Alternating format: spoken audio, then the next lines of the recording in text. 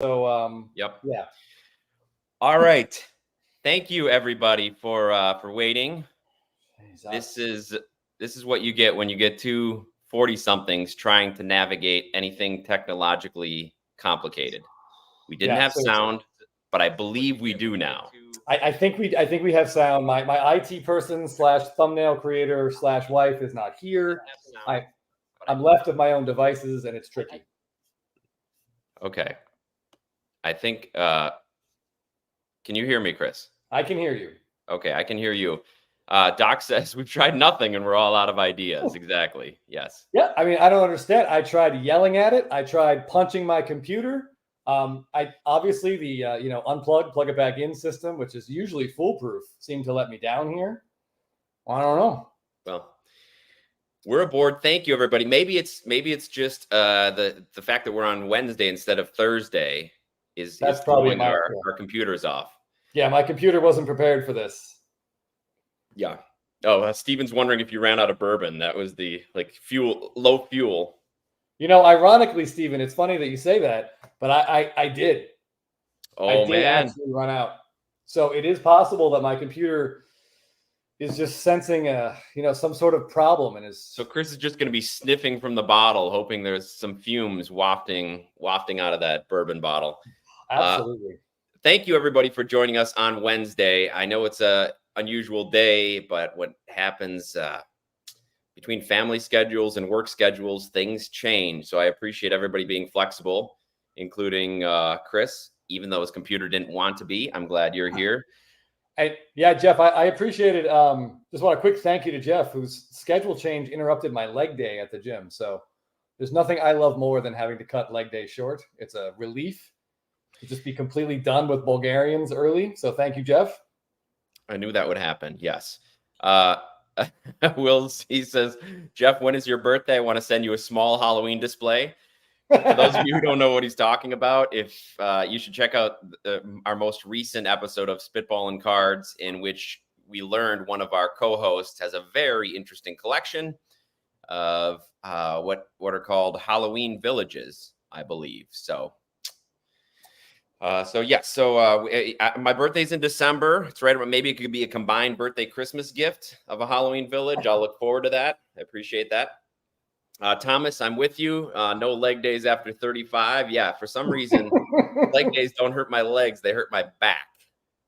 Oh. So, they hurt my Ryan, Halloween villages. We don't have anything to show you. We can't show you the villages because I don't really know how to find them online, and we don't have any here. That's only our friend Scotty B. Yeah, I will say, though, Jeff, I think as much as we sort of gave Scott some crap for collecting those things, you and I are in admittedly no position to mock anyone's choice of collectibles. I mean, once a collector, always a collector. You see, yeah. Chris has some pretty cool collections behind him. He's got the Simpsons characters. I've got a lot of Star Wars things. I just collect. So yeah, Halloween villages, while it might be surprising to some, including me, can't really say anything bad about it. No. I have a board of magnets from all the Hard Rock cafes my wife and I have stopped at across the country. So really and truly, I'm in no position to criticize anyone for what they choose to collect. Yeah, and as much as Scott likes Halloween, Chris does like Christmas. He's got a lot of Christmas ornaments from his various travels as well. Yes, that is also true. But that said, I did laugh when I saw the Halloween thing. But to each their own. So is anybody actually at the National? I'm guessing if you were, you'd probably be at a trade night right now. What is it, 9:00 over there in Cleveland? Is it? Yeah. Are they Central or are they East? I don't even know. I'm not sure. It's getting late. I'm sure the show is closed, but I'd be interested to hear how people are enjoying it. Sounded like there was a wait for some of the MVP customers waiting in a non-air conditioned hallway, which doesn't sound like fun. It sure doesn't. Knowing the group of collectors that usually hang out at card shows like us. But I appreciate you guys tuning in, even though you might be looking for some national content. We can't provide that at all. Yeah, unfortunately, unless Cleveland or they ever do the National closer to us out here in California, Jeff, it's just not going to happen. It's tough. I keep hearing how big it is, how great it is, how many people you get to see, which all sounds good, but it's hard to justify that cost of getting there and the amount of money you'd have to pay to stay versus putting that money into the hobby.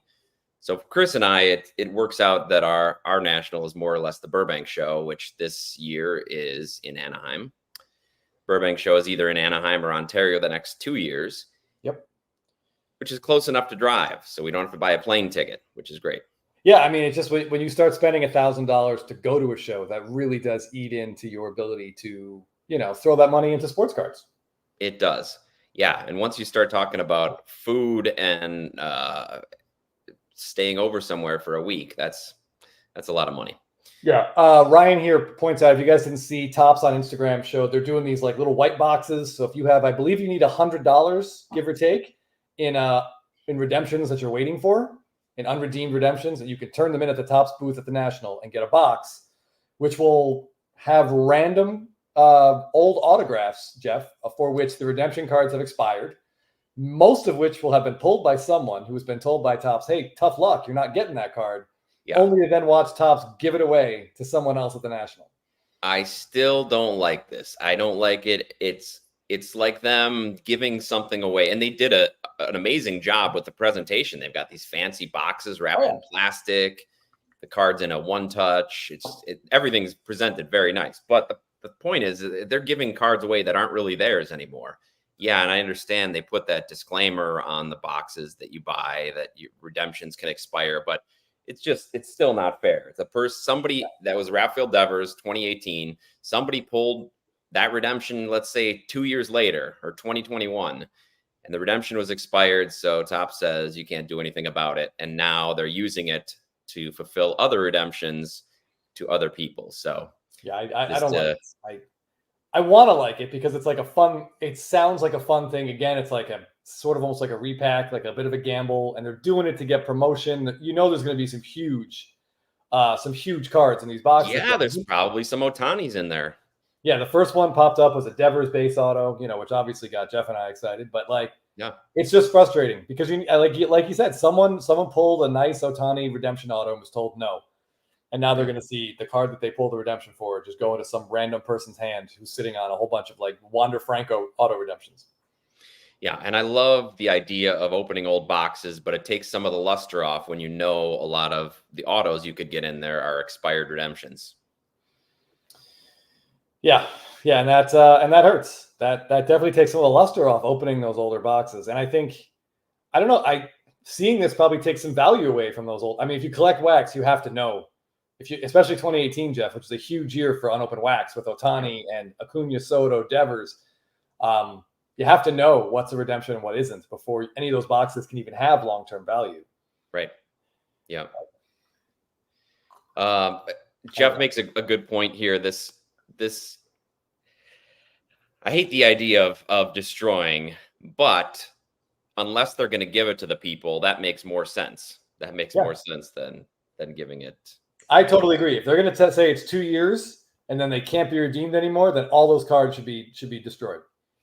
Yeah, and the card deal, you're exactly right. We saw some monsters. We saw Harper rookie autos get pulled out of those missing silver packs. So they make a mistake, and then to make up for it, they give away cards that really should belong to some other people that pulled the redemptions. Yeah, I don't like it. There were a couple. I saw some what are the Bowman draft rookie autos for Harper? That really short printed auto out of the second Bowman Chrome release at a draft. That pissed me off. Like, that's such a cool, really rare card.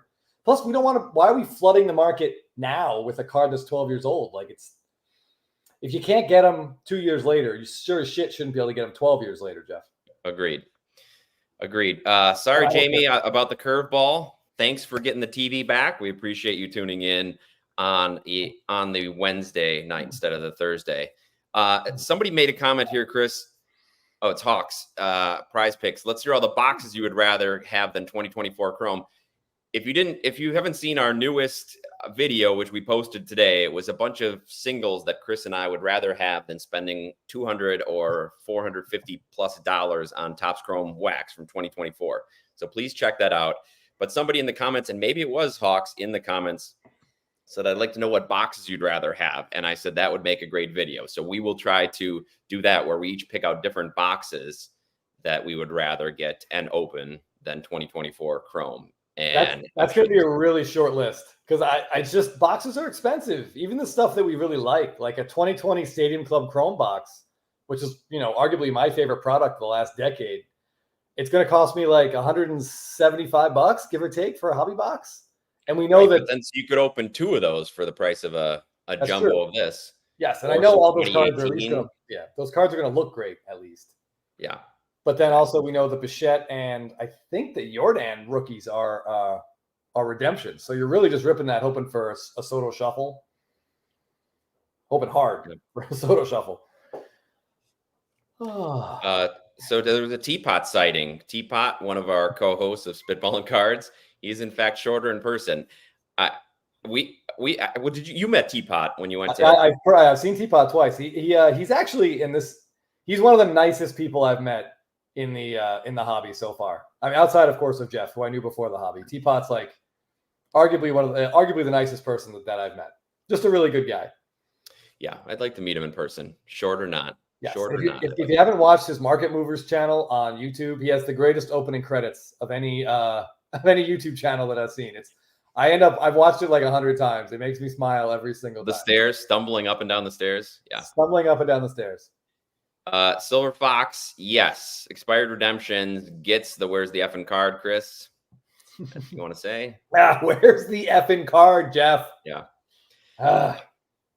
This is a little bit off topic, but I want to give Adam a shout out because it's a little bit related to what we're talking about in terms of opportunity cost. Sold my Gunnar Henderson Topps Dynasty, Don't Tell Teapot, and 4 other Dynasty cards at the Vegas Card Show and bought a T206 Walter Johnson SGC 2.5. My first time with no regrets. So, I mean, you traded 5 2023 or 2024 cards in for card that's 115 years old ish. Wow. Yeah. That's awesome. I just a quick perusal of stats. Walter Johnson was pretty good. Yeah. The big train. So, that's the kind of thing Jeff and I talk about. Like we would love to maybe get into some of that. That sounds great to me. Yep. I'm fairly confident there are fewer Walter Johnson cards in existence already than there are Gunnar Hendersons. Yes. So to make that make more sense. Like Walter having pitched 20 some years. Yeah, there's definitely more Gunnar Hendersons than there are Walter Johnsons. Mark Seguchi, I just want to tell you, there is not that I'm aware of. You're going to have to do some research here on your own. Unfortunately, it's going to take some time. But if you're looking at investing in like an unopened 2018 box, please dig into that. Yeah, Blowout Forums has a thread or 2 about expired redemption. So that's a good place to check if you're looking for specifics. But I don't think there's a master list anywhere. So no, but that might be something. What if you start doing research on it? I mean, feel free to compile one. I'm sure you make a lot of. That would be great. Yeah, but I know Ohtani's a mess because I know he's a redemption in some products and not a redemption in others in 2018. So just be very careful. If it seems like a box is too good to be true, it's probably because in that set he's a redemption. Yes, exactly. Thorson, in speaking of Jordan, I hit a Jordan orange auto 20 days before expiration. And then he sold it when he hit his postseason walk-off. Wow, your timing's impeccable, Thorson. That's about as great a ripping experience as you could ever have. You rip a product, you get one of the best rookies in there, it grades a 10, the auto grades a 10, and you sell it at a perfect time. I mean, yeah. If you want to start working, I mean, I don't want to sound morbid, but if you want to start working on a tombstone, maybe we could put that like at the very bottom, like your excellent work with your Jordan Alvarez Stadium Club rookie auto. Yes. Not to be morbid, but that should be how you're remembered, Thorson. Yeah, I mean, I'm not assuming you'll have no greater accomplishment in your life, but that's a pretty good one. That's a pretty good bar. So Card Deal says you look the same height on screen. Filmington just looks mean. So Chris and I are about the same height. I don't know how tall Filmington is. Have you met Phil in person? I have not met Phil in person. You're a little bit taller than me. I think I'm just about 6 feet. And I think you're a little over. I want to say you're like 6'1" or so. Yeah, that just right about there. So Phil, he could be, I don't know. He could be like 5'8". He could be 6'5". I'm picturing him as being tall, but I don't know. I don't know. If anybody goes to the Filmington party at the rooftop bar, let us know. Yeah. So God is Great, one of our first subscribers, actually. I believe he's from the Rising Sun in Japan over there. All right, at least he lives there. I don't know if he's from there. You should let yeah. us know. God is Great. But yeah, thanks for joining us at an unusual time. What is our most wanted card, Jeff? That's tough. I'm trying to think of what I searched for. I tell you, I would really like a Freddie Freeman Hope Diamond rookie. But I've had my shot at a couple, and they've either been outrageously expensive or really in crappy condition in person. But that's a mesmerizing, beautiful parallel.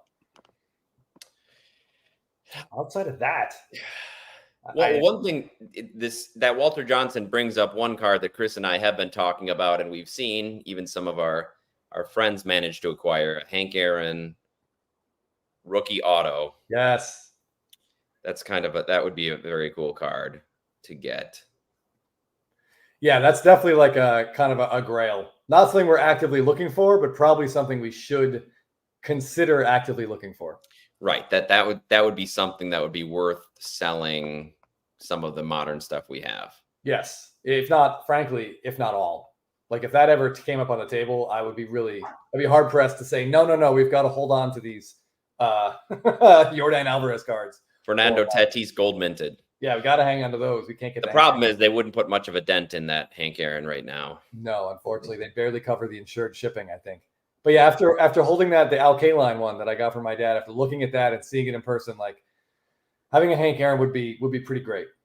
Yeah. So maybe that's something we kind of look into casually at the National and give ourselves like a price point to shoot for.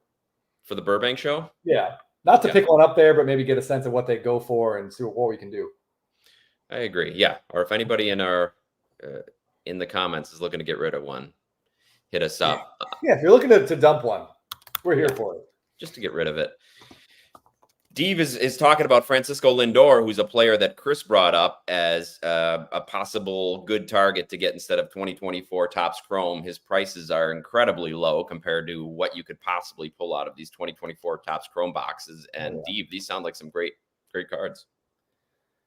Yeah. Heritage Black Chrome out of 66 and Update Black out of 64. Yeah, I do think the time will come when the Mets aren't irrelevant. And at some point, people are going to look at Francisco Lindor's career and be like, wow, this guy's done quite a bit. The other card, another sort of more modern card that is on Jeff and my currently probably at or near the very, very top of our shopping list. If anyone's looking to buy us a Christmas gift, please don't. Yeah. It's this guy. Yeah. And I one of these popped up on eBay like a month ago at a fairly reasonable price. This is actually the one. You can tell the top bottom centering is bad, but who cares? That's his Chrome SSP out of 2014. 3 World Series rings, a World Series MVP. We need this card, but will we ever find one? We need it because we are trying to put the sets together, and it's really, it's a big one. Yeah, that's going to be a tough one. David Ortiz has a well-deserved cult following in New England. Yeah. So when those cards surfaced, they just all kind of got funneled to the Massachusetts area. God is great. I will trade my wife for a 150-year-old car. Alvin, Chris actually via Teapot found a solve for this. So yes, Chris was having problems. For anybody who has had problems with their eBay search, and it must not be system-wide because, like I said, Chris, I was telling Chris I didn't have a problem, but Chris was putting searches in his eBay app for Freddie Freeman and was getting roach traps, etc. So I think, Chris, you want to explain what your fix was that you came up with or that Teapot came up with? Yeah, I'm putting it in the comments because it's almost easier to look at than it is to describe. So basically, whatever you're searching for. So if you're writing like Freddie Freeman 2011 Topps, you want a space, get a space, and then do minus. And then pretty much anything. So Teapot was the one he told me, just do minus CGC, the grading company. So I just did minus CGC, hit enter, and only the Freddie Freeman showed up. Why that worked, I have absolutely no idea. No idea. But yeah, I got roach traps. I got roaches. If I was looking to purchase live roaches. Yes, I saw you could actually buy roaches. Yeah. And one that really made me laugh, but is actually kind of sad. Another one that came up for my Freddie Freeman search was at-home cat leukemia tests, which I did not know there was like a demand for. I didn't know that you could do this at home. And you don't even have a cat. And I don't even have a cat. Hey, we laughed. We laughed, Wills. We the laugh was our comment. Mm-hmm. There's a few things I wanted to get to. Vlad went deep again today. Is that 4 in a row? He did, and in response to Will Sports' comment, let me just say, I wouldn't trade my wife straight up for any 150-year-old card, especially a pitcher card, Jeff, because we've had really bad luck with pitcher cards. We do. I know Walter Johnson's, he can't get injured anymore now. You might need Tommy John. But it's got to be a hitter. It's got to be a hitter for that trade to get off the ground. Well, there you go. If anybody's looking to trade a hitter for Chris's wife, you know where it starts. And yeah, God is great. Absolutely. I think Shohei Ohtani is still the best buy out there. Agreed. Yeah, and there's oh my gosh. Maybe pump the brakes. Maybe pump the brakes a little bit. Oh yeah, I can only imagine, especially being in Japan, what the market is like and the hype is like for him there.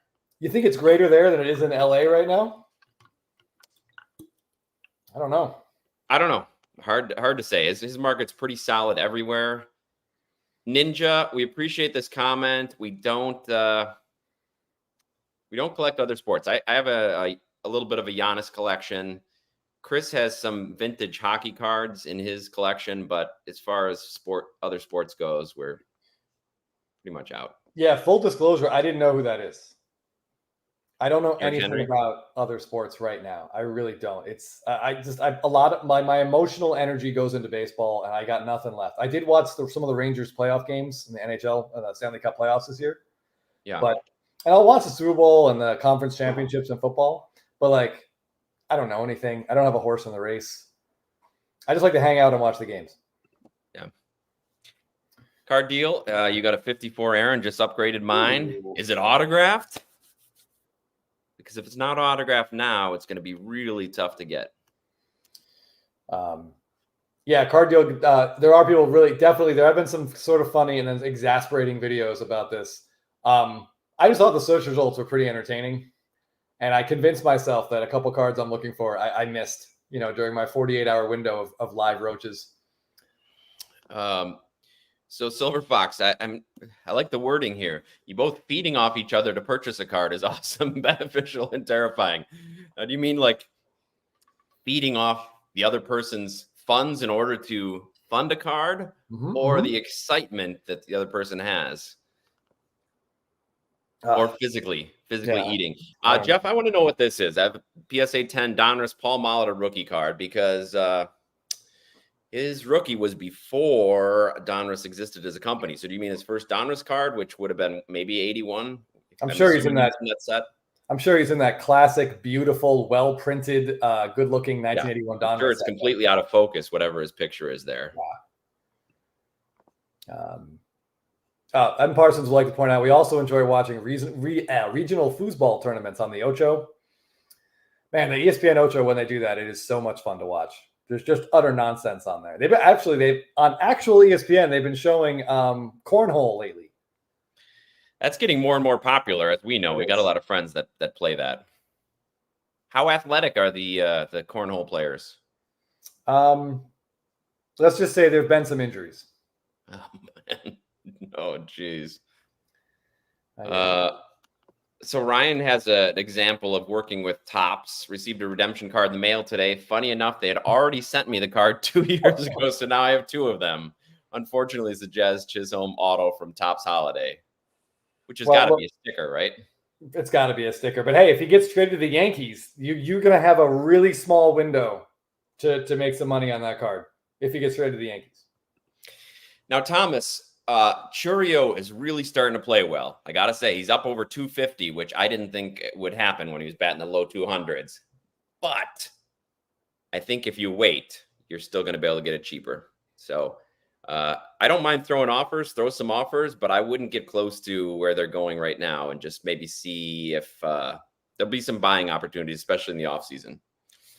All right. For a rare moment, I'm going to take the other end of the spectrum. And I'm going to say, Thomas, there's a good chance that you might not get opportunities down the road to purchase that card. It's that rare. There should be about 100 of these. So if you can get one for a price, I don't know, what's the last one sell for? Jeff, any idea? No idea.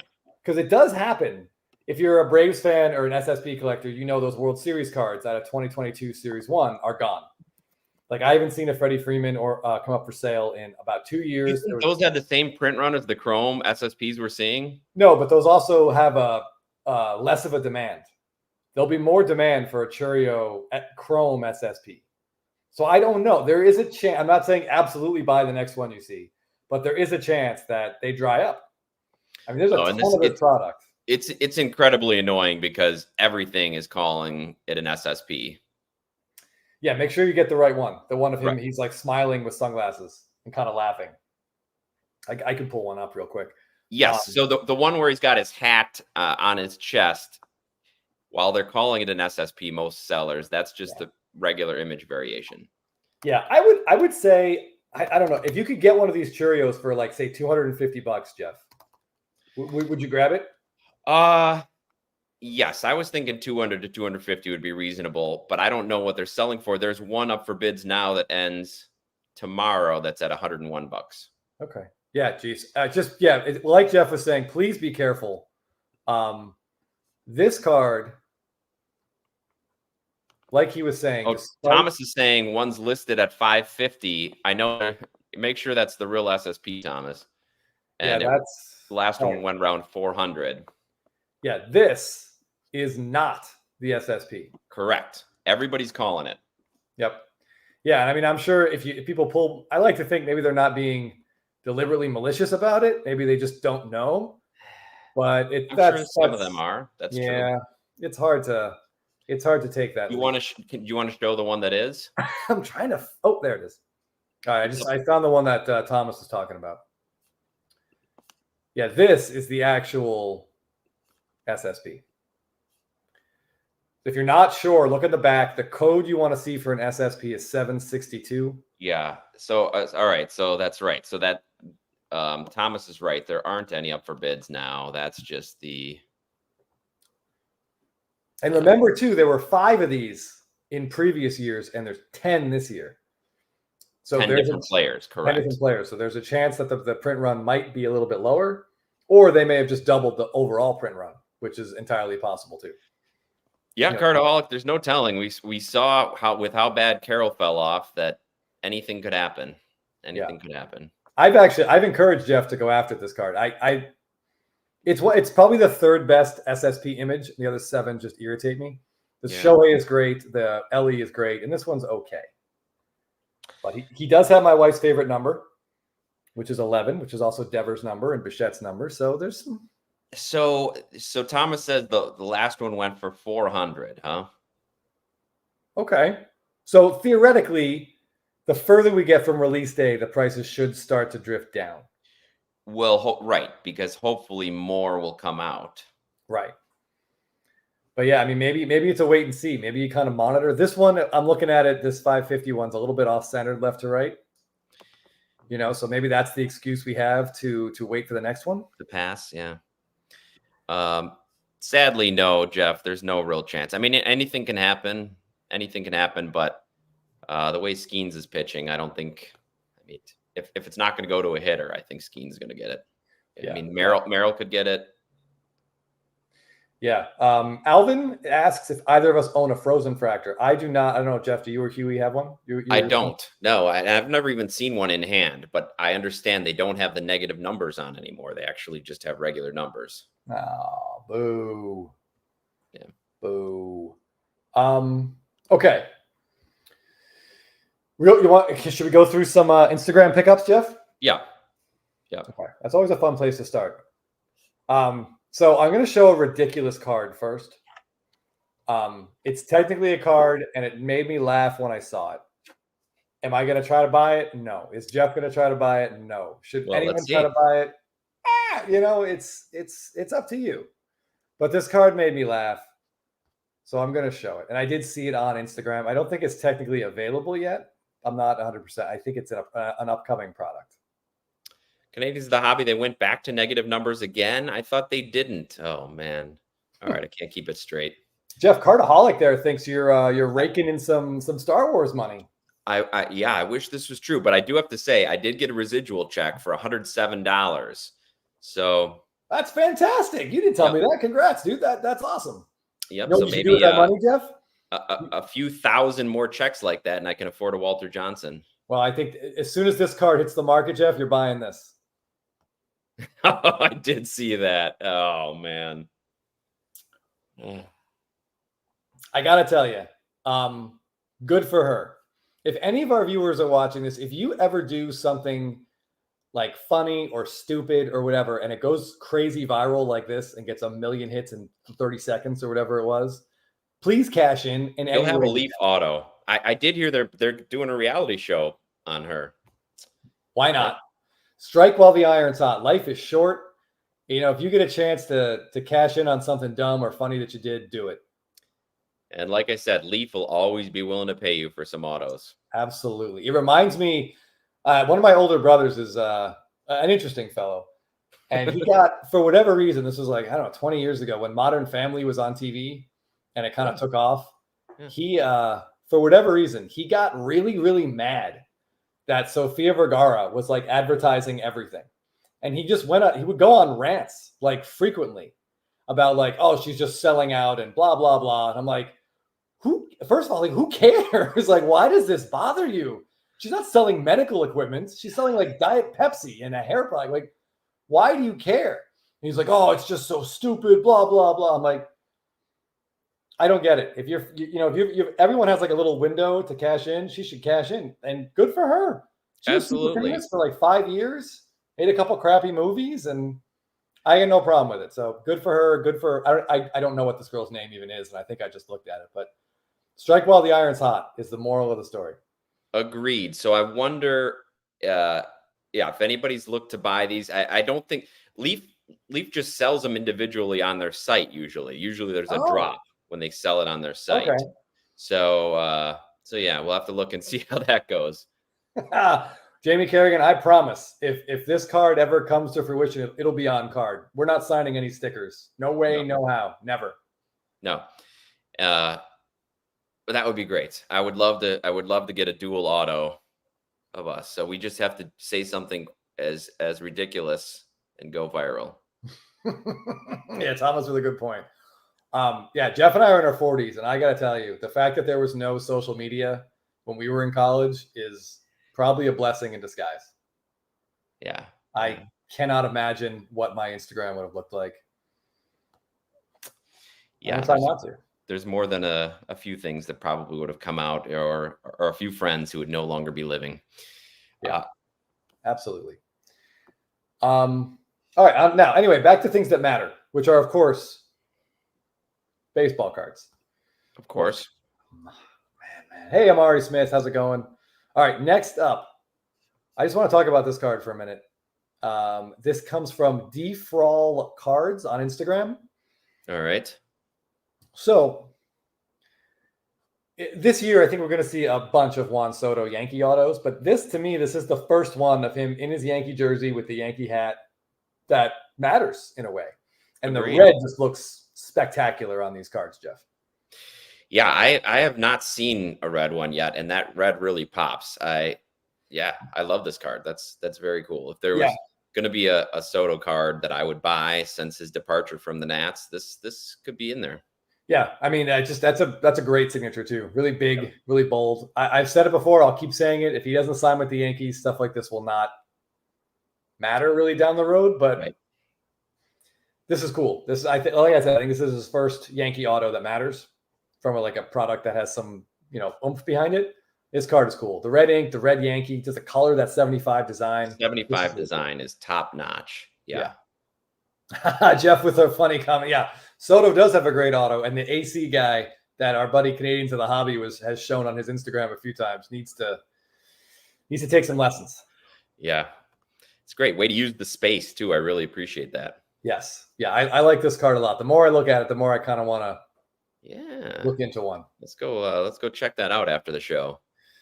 All right, what do we got next? All right, so speaking of recent autographs that I think just look great. Also on Instagram, Chrome to My Dome, which is a fun name. Wait, let me interrupt. Canadians of the Hobby, you sold the AC auto? I thought that was going to be a part of your forever personal PC. Yeah, whether he wanted it or not, Jeff. Right. I was surprised you found a buyer. Did you find Mrs. AC to take that on? Well, congrats on the sale. Okay, Chris, go ahead. Look at that beauty. Yeah, so this Ichiro, I love this image. This is really cool. Yeah. I like this card a lot. Just looks very serious. Again, using the space, big bold auto. These Legends autos in 2024 Topps Chrome, Jeff, I think look fantastic. I gotta say, I love the idea. Yeah. Who else has Legends autos? What have we seen now? All right, well, hold on. It's funny that you should mention because this very Instagram account, Chrome to My Dome, really likes collecting the Legends autos. Oh, look at this, baby. Yeah. Bo Jackson in a Bo Jackson red. That's a badass card. I do enjoy how he says at the bottom there, I will probably never let this go unless someone wants to pay a ridiculous amount. Fair enough. Yeah, that's one of the things we see a lot. Like new pickup, like, oh, been looking for this card forever. Like, oh, perfect home in my PC, blah, blah, blah. And at the end, available. But I think he's just messing around. Based on his page, he's got a ton of Legends autos. He's got got to be close to 100 different ones from 2023.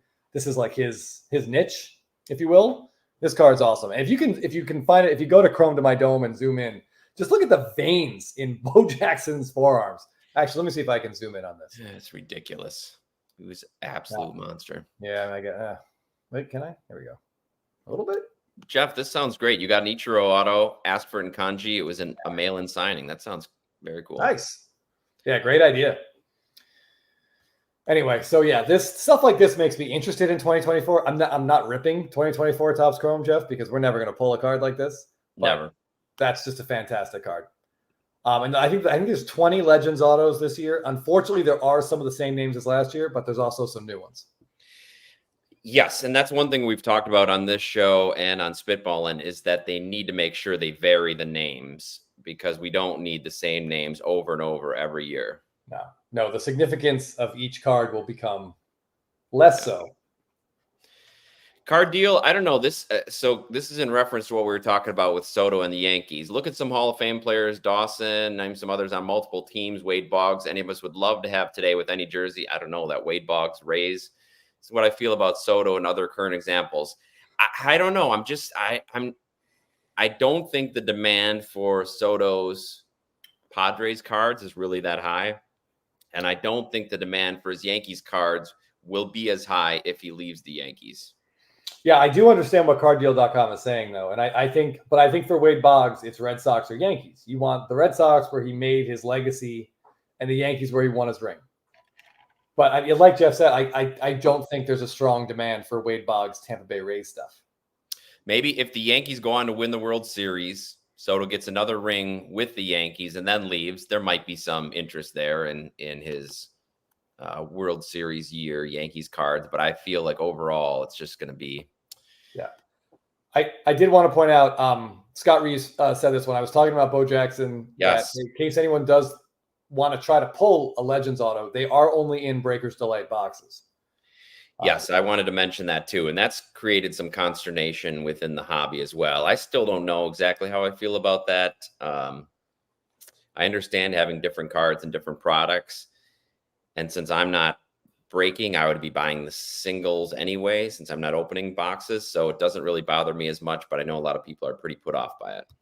Yeah, and you can also,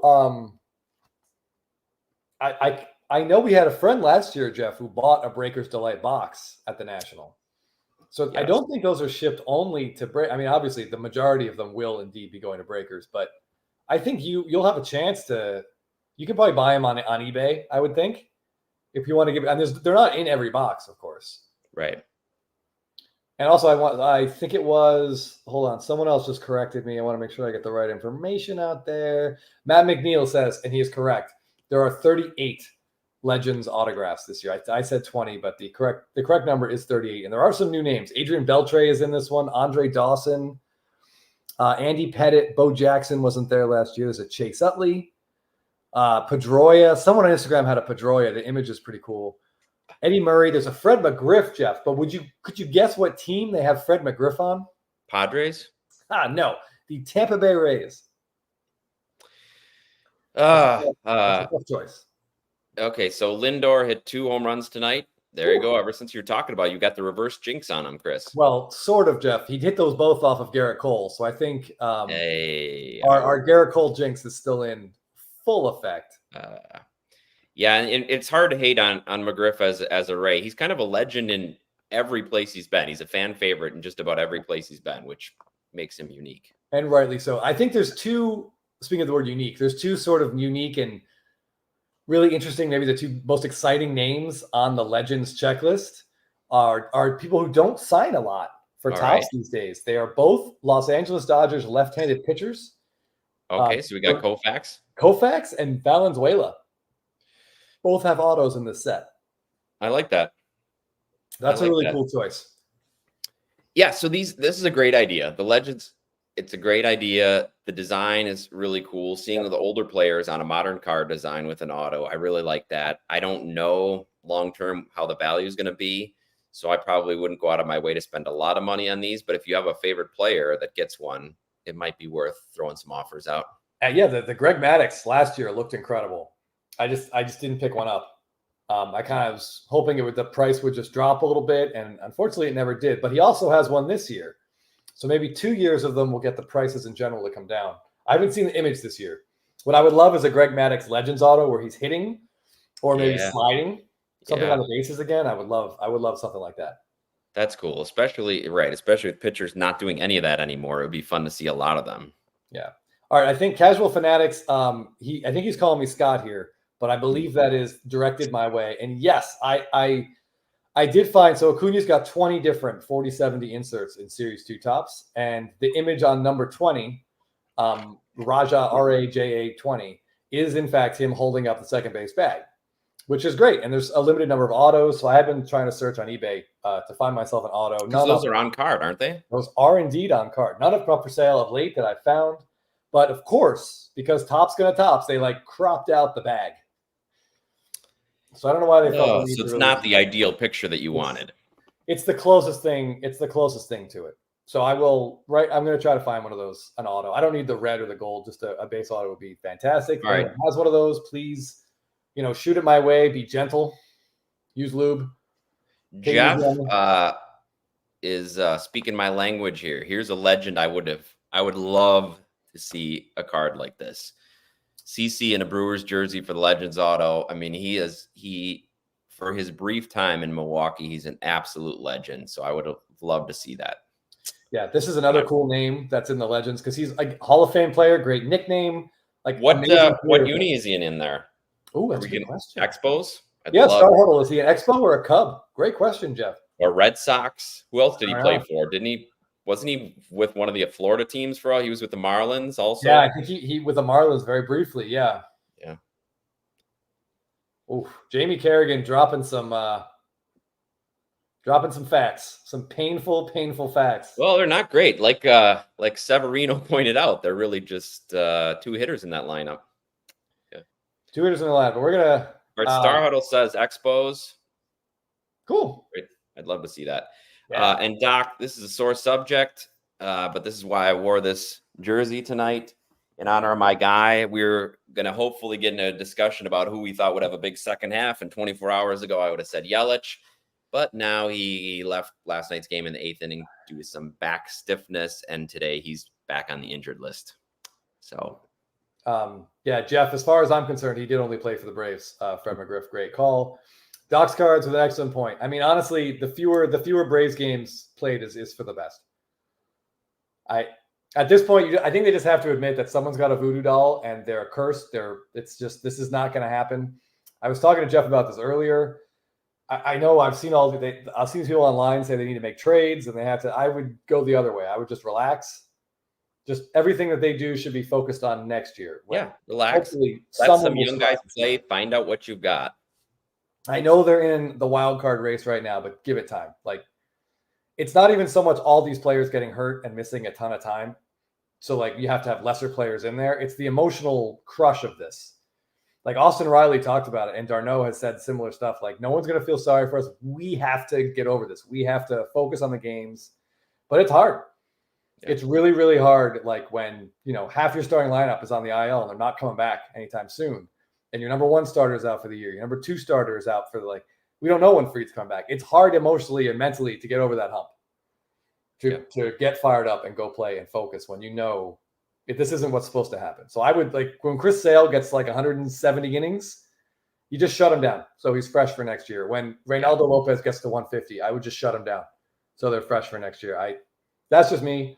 I don't want to see those guys get pushed and limit themselves next year. I don't know. Maybe I'm just negative and depressed and sad about it. Yeah, well, I would say let him play it out and see what happens. Like you said, I think it's going to be once you make the playoffs, anything can happen, which is kind of where I am with the Brewers as well. So you got to give them. Anybody gets a chance if you make the playoffs, but it's not worth risking your future. No. And I'm a few comments behind Jeff, but on the topic of Greg Maddux images that I think we'd love to see on his Legends autos. M. Parsons has a great suggestion here. This one would be great, but probably not going to make it. Probably not. Just like a Moises Alou peeing on his hands auto, maybe. Oh, absolutely. Who wouldn't want that? Yeah. Moises Alou, probably. Okay. Who's back? Who's going to chat with? So Alvin brought up. Let me pull this back up. If we've chatted with anyone about missing true photo variations in Series 2. As a Dodger collector, I watch heavily in Kershaw and Teoscar. Never had a true photo appear. I haven't heard anything about this. Yeah, I don't either. I mean, it doesn't mean they don't exist. It's possible they just haven't been pulled. I mean, there's a lot of Series 2 product out there. Yeah, that's you'd think some of them would have shown up by now. You would think. But I don't know. All right, so we got someone in the comments mentioned that the Dawson is up on eBay, and they are correct. And this is a pretty cool looking card, Jeff.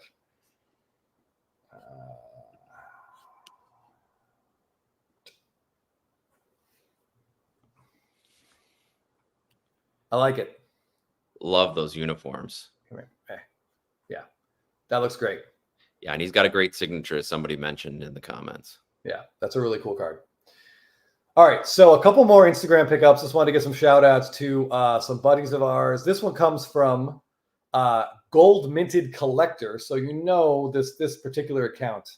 It's going to be one Chris enjoys. It's going to be one that I enjoy, and I've been accused multiple times of it just being a separate account of my own that I'm talking about. It's not, but this is one I think one of the best Freddie Freeman images. This is 2021. We've got Austin Riley on the left, Acuna on the right. If they could have photoshopped Will Smith out, it would be even better. But again, we don't win a World Series without that guy, so it's okay. He can be on the card. But it's also kind of a cool time capsule because you can see in the background here, these are all cardboard cutouts. Love the cardboard cutouts in the back. Yeah. So this is just a cool card. He actually recently posted a little run of Freddie Freeman Gold Minteds. So if that's a type of card you're interested in, check out that guy's account. He has some cool stuff. Chris, that reminds me. Just last week, after discussion with my friend Teapot, I decided to make a Christian Yelich gold minted run. I wonder if that has anything to do with him being out. Oh, that happened really fast, Jeff. Yes, that happened fast. I just want to say Aldalus. I don't know how you say it. It's a tough one to say. Adaldus. Okay. Makes team sets. Quite a few team color and true photos of players haven't surfaced for him yet either. So maybe it's just like Chris said, there's a lot of stuff. They're just not out yet. Yeah, I mean, it's not impossible that Topps would just forget to make them for a couple players, but I don't know. All right. Next up, Jeff. This is nothing super exciting. This isn't a particularly really rare, low numbered card, but when it comes to rookie card on-card autos, this is one of the best ones of the last 20 years, I think. For sure. Because Mookie Betts does not have a lot. As we know, he hasn't signed anything on card since 2014. There's some stickers floating around 2015. I think maybe an opening day insert 2016, but those are trash. You don't want those. This is his best rookie auto. I think the Reds are numbered out of 10. Is that right, Jeff? Really short printed. Yeah, they're out of 10. And there's not a ton of these. There aren't a ton of these either. And it's cool. I think the red autos, if there is ever a card, Jeff, where the red ink isn't great, it's probably this one. Agreed. Yeah, the red might get a little lost there. Yeah. But I kind of like the way he signed this, the way he kind of circles his last name. He kind of circled the bat. Just a cool looking card. So SFO Sox fan, congrats on this one. Yeah. Probably for a Red Sox fan, this is a little bittersweet. Seeing it there, yeah. But this card is really cool. And if you watched our video, it might be a great time to look at some Mookie Betts cards while he's out of everyone's collective mind. The public eye, because he should come back, maybe get 6 weeks, and maybe a playoff run. Oh yeah. Card deal. You should probably send more money to Chris. He's been jinxing more than I have, but oh yeah, a lot of our together cards have been jinxed as well. So oh yeah, it's a gift. All right, so I saw this one pop up actually yesterday. This comes from Instagram account Joey Orozco, and I would say, who's the best relief pitcher in baseball this year, Jeff? Jesse Orozco. I mean, he might still be pitching. Honestly, I'm not sure. He's pitching somewhere. Yeah, for sure he's throwing somewhere. But Miller. Yeah. So this is Mason Miller's Topps Chrome Superfractor. And I will, to Topps' credit, they centered this card, which they weren't really big on centering everything in 2023 and 2022. But this one looks fantastic. That looks great. So what do you do with it now? I mean, is he an A's collector? And if so, is he going to hold on to it until he gets traded? I don't know. If you want to go check out his account, joey.orozco, I can see that Glau Cards here asks, is this available? I guess we can look and see the reply here. What do we got? Oh, not for sale. Okay. So he's holding on to this one. And speaking of holding on to, if I'm the Oakland A's, I am not holding on to Mason Miller. Why? Yeah. Why would you hold on to him? Yeah. His value is never going to be higher than it is right now. And you're not going to be good.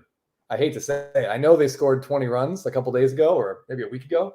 But I mean, that team's in a mess. Like they're leaving their stadium. They're going to play in a minor league field for the next 2 or 3 seasons. And they're moving to Vegas, and that's up in the air. I saw recently that some of their funding may have fallen through. So I don't know. I would trade him right now for a whole bunch of young players. A lot of teams need bullpen help. Yeah, I feel like he could be a guy that could be a difference maker down the stretch for one of these teams that's looking for a closer. I mean, can you imagine if he went to Baltimore, for example? I know Kimbrel's all right, but I don't trust him for the playoffs. No, ask any Phillies fan if they trust if they would trust Kimbrel in the playoffs. Yeah, or even what if he went down to the Dodgers? And then you got Daniel Hudson, Evan Phillips, and Mason Miller back there? Yeah, that'd be a tough back end of the bullpen. Yeah, and he's under contract for. I mean, he's got to be at least 4 or 5 years under team control.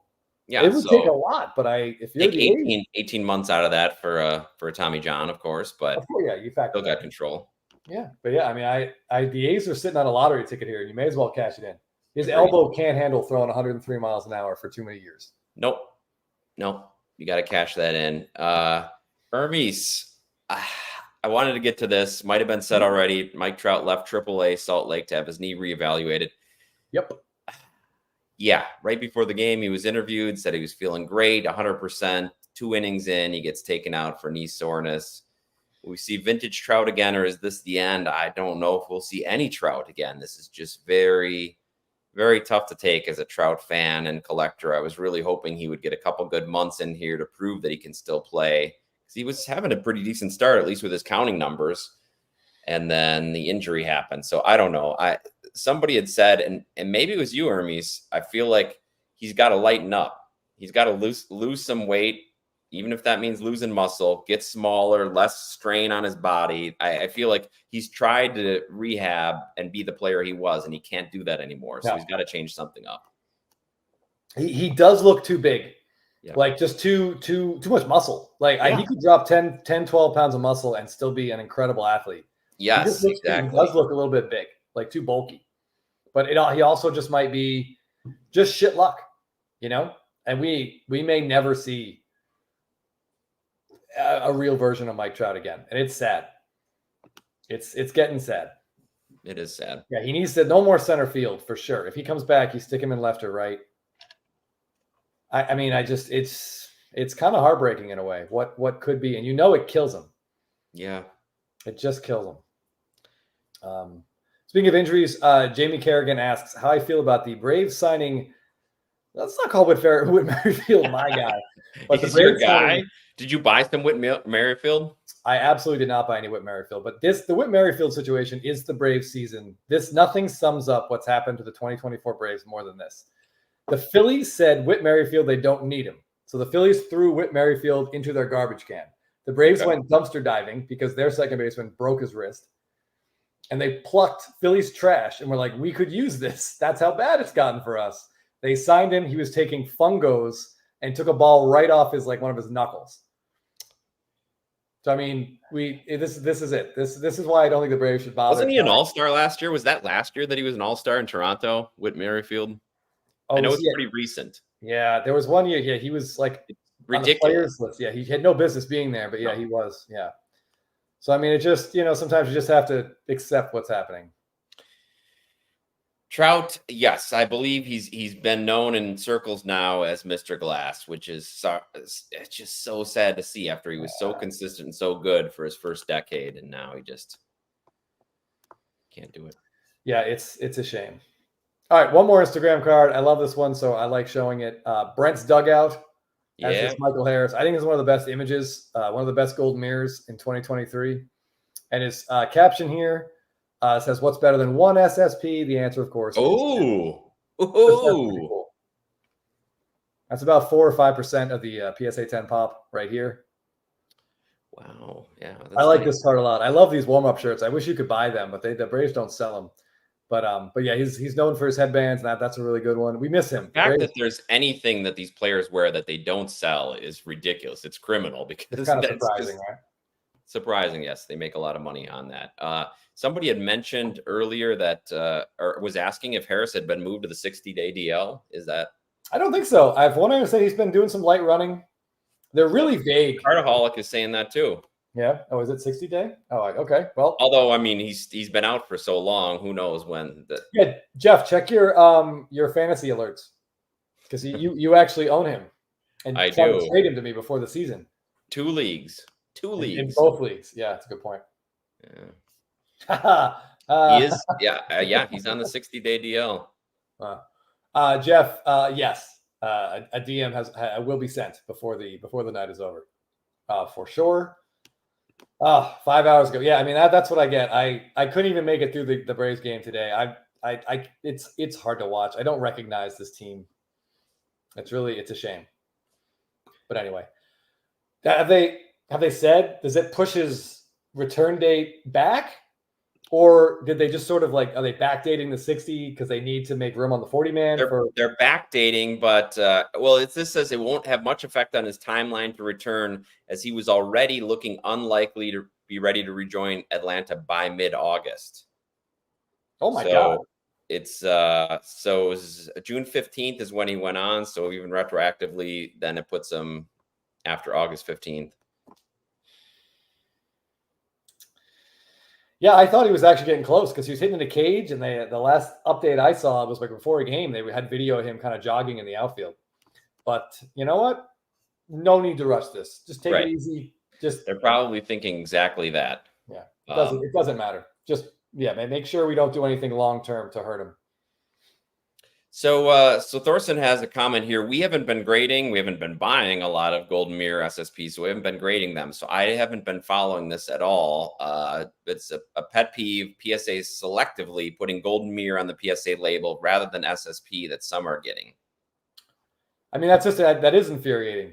Yes, consistency is not a high point with PSA, which is surprising because something like that, you think it's all in their computer system. You think it'd be easy to generate an exact same title. Yeah, I mean, we have to select from a drop-down menu what the card is. So I don't know why they don't have the same menu when they're making the slabs.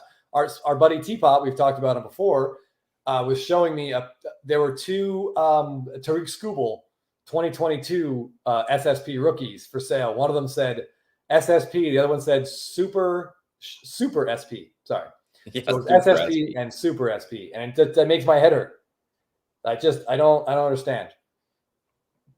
They should. We know the consistency of grading is never going to be what it should be, but the consistency of labeling, That seems pretty doable, right, Jeff? Jeff says to put SSP in your description. They give a little box at the bottom where you can describe or you can add any information. So maybe I don't know how much they look at that, but yeah. Casual Fanatic, I was just talking about this a few minutes ago. I don't think they do anything. I think they just ride this out. I've seen Instagram posts, actually, I was going to mention that Lane Thomas is a guy they like, but why would they trade for Lane Thomas? They're going to have three outfielders next year already. I think they just have to ride this out. I wouldn't jeopardize anything in the future to try and win now with the broken remains of this roster. The number one thing they have to figure out is Matt Olson.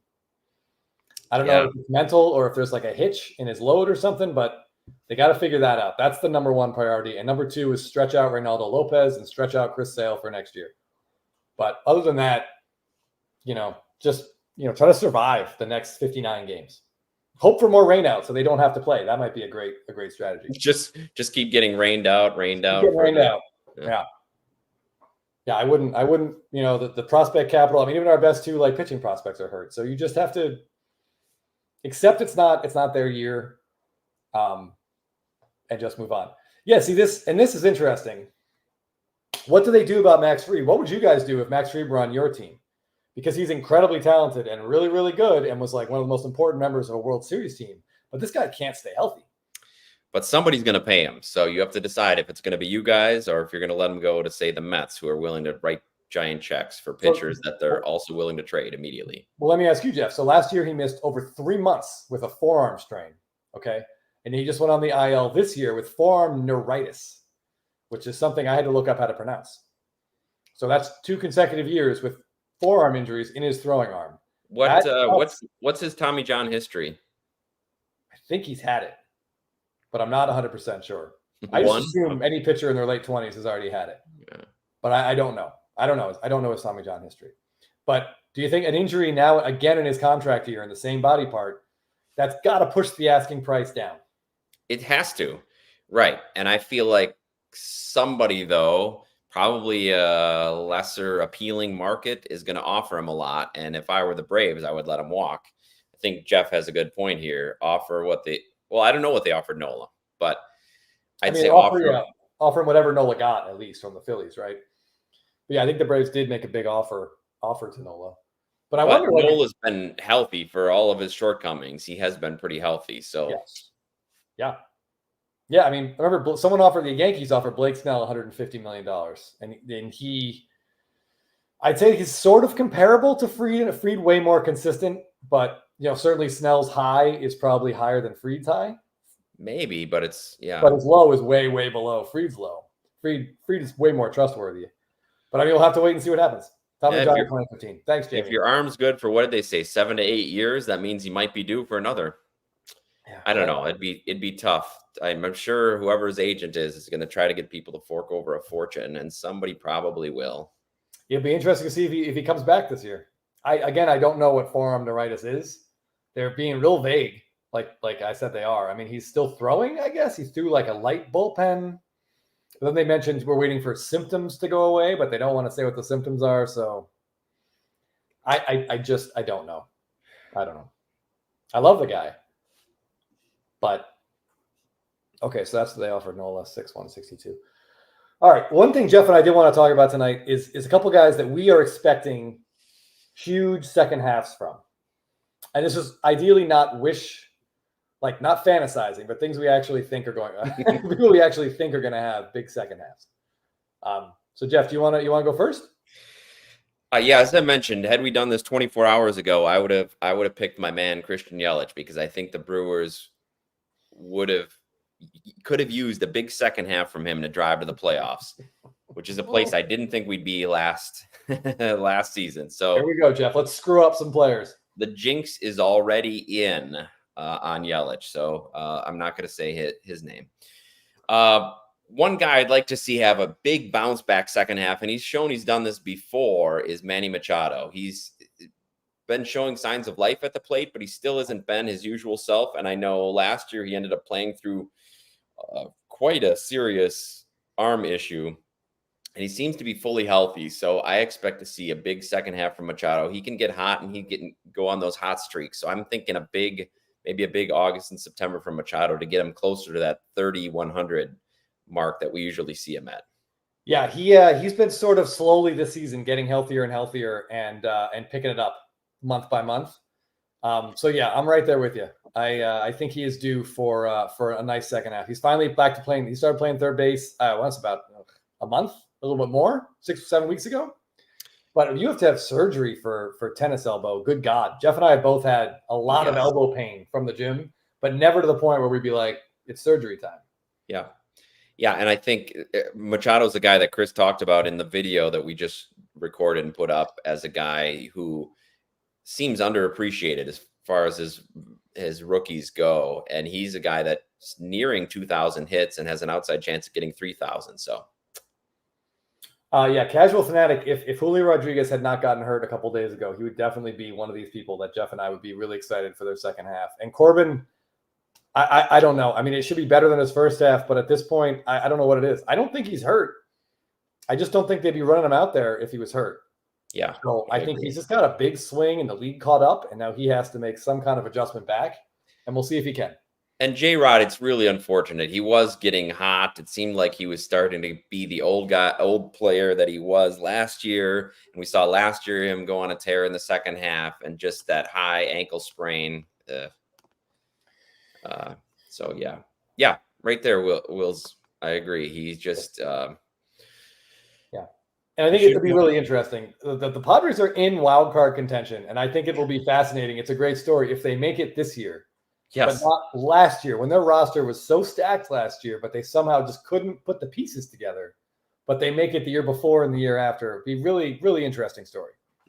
So, yes, this is huge. Will stretch the extensor tendons. That's what a lot of people forget. So yes, thank you. And we have so many doctors in our comments, Chris. We have so many people who are able to treat our maladies. Well, Jeff, if you want to talk about the shoulder issues you've been dealing with the last couple of months sometime, maybe we could get some much needed relief for that. Yeah, I should. Maybe we can just record a specific video and I can ask for any shoulder experts to come on and help me. Yeah, any physical therapists or sports doctors, we'd love to hear it. Before you go ahead, Chris, Jamie mentioned somebody who we've already talked about a little bit in this episode, but is the fact that one of the most prodigious home run hitters skipped the home run derby or wasn't invited this year, and now he's coming out hitting home runs. Is that mean good things for a second half? I gotta say, Jeff, you called him a prodigious home run hitter. I'm not entirely sure I can get behind that terminology, but he did hit his 18th home run of the year today. Well, I just meant in terms of the height and the length and the beauty of his home runs. I look forward to an out of context edit there. I think this spring, before the season, or actually no, it was in April, end of April, beginning of May, I said it was either on here or Spitballing Cards. I forget where I said it, but I said I was out on Guerrero. I'm done. True. I'm done with pretending that his baseball savant numbers matter. I don't care how hard he's hitting the ball. He can ground out for days if he hits it hard. It doesn't matter. That should have been a clue that we were about to see a potential return to 2021 Vladdy. Over the last month, this kid has been on fire. He is still only 25 years old. I think what he's doing, he is at this point on an island in this Toronto team. So I have two thoughts on Guerrero. One, I think he's going to have a huge second half. And two, I think they will actually trade him. A month ago, I would have said, no way in hell are they dealing him. He's got to be the centerpiece of that franchise. But at this point, I've read a bunch of articles about it, and I've watched some Toronto games lately. I see no reason for them to hang on to him. Their window to win has closed. It's passed. Do you feel like they're going to trade him by the end of July? Yeah, I think they're going to trade him. If they're going to trade him, it's dumb to wait and trade him next year. If they're going to do it, they should do it this year. They're going to maximize their return. They're not making the playoffs this year. I don't care if he hits 80 home runs. They're not making the playoffs. I hate to say it, but the Bichette Guerrero time in Toronto is going to be just a gigantic disappointment at the end of the day. I know, Jamie, I'm right there with you, but you're not going to make the playoffs this year. You probably won't make the playoffs next year. There's no reason to think the team will be better next year. And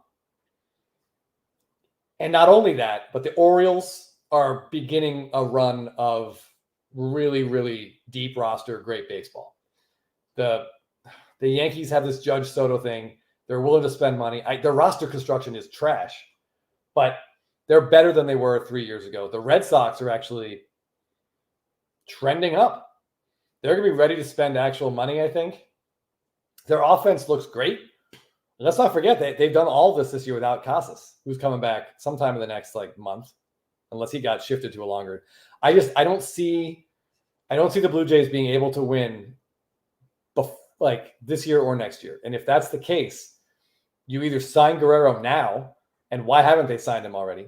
They've obviously tried, and it's not going to work. If they're not going to win with him in these next 2 years, you have to trade him now to maximize your return. Get some young guys in here that can start a new, a rebuild, essentially. That's my 2 cents. And there's one place that I think he makes so much sense. I don't want him to go there because I don't want to root for that team. But goddamn, if he goes there, it would be there'd be an incredible 1-2 combo, and there might not be a ballpark better suited for him in all of baseball. And I'm sure you're talking about American Family Field in Milwaukee, which I agree would be great to see him hitting. That was actually not the field I was talking about, but that would be a great fit too. I was thinking there's no team he'd fit better on than Houston. Yeah. They have tried for years to get a first baseman to do anything, and they can't. You put him right behind Yordan Alvarez, and they got something pretty exciting there. I don't know what their minor league system is. I don't know who their top couple prospects are, and I'd hate to see Houston be really good again. And that's more than a 1-2. Look at that lineup that they'd have. If they could be healthy by the playoffs, you got Altuve, Tucker, Jordan, Bregman. Throw Vlad in there. Yeah, you trade for Vlad, you let Bregman walk. And you got Altuve, Tucker, Guerrero. Yeah, but you have both for this year, and Bregman's actually starting to hit. Yeah. Yeah. I don't know. I just wanted to say what Amori Smith, Vladdy, and this goes for his Cards too, still suffering from his prospect hype. He was thought to be a Hall of Famer when he was 18, right? So he's had one amazing year, and everything else has been just solid ball player year. And so, yeah, who's going to be willing to pony up the perennial all-star money that his agent's trying to get for him? Somebody will, especially if he can put, last year was a disaster. That was a crap season. But it looks like he should get past 30 home runs this year. Maybe he even gets to 35 if he stays hot. I mean, he really didn't do much in the first month of the year. But yeah, I mean, it's not up to him, but I mean, he has no control at this point. Canadians of the hobby. Right now, we would just get traded. If he decides to stay there, then we can get mad. But right now, it's out of his hands. And Jeff says if you trade Vlad, you have to trade Bo too. I mean, the problem is Bo has no value right now. No trade value. I mean, he was so close to leading the league in hits 3 straight years to being almost unplayable. Yeah. Yeah, and now we got the calf injury, and he's just the second or third time he's aggravated that calf, so you probably just have to let that cool down. Yep. But I'm just saying, same thing with Mason Miller. You have to just kind of look, if they don't trade Guerrero this year, and then they say, we don't want to trade him next year, and he just walks, that stinks. It just seems like they're going to lose him either way, Jeff. It's the kind of play, that's how I feel about Fried as well. If he was going to extend, he would have already done it. There's obviously some friction. I don't know. This is similar to, think about what the Nats got in the Juan Soto haul, right? It was similar because instead of just a 2-month rental, you were getting a full season plus 2 months. Yes. So a potential contender who gets Vlad could look to fill a huge hole in their lineup for the next season as well. So you get 2 postseason runs. Exactly. So we saw it didn't really work out necessarily for San Diego, but I think that's the right move for both parties. Yeah, I mean, again, Jamie and Canadians of the hobby, I'm sorry to say this, but it just doesn't look like it's going to work out. I mean, Baltimore, like I said, Baltimore's way ahead.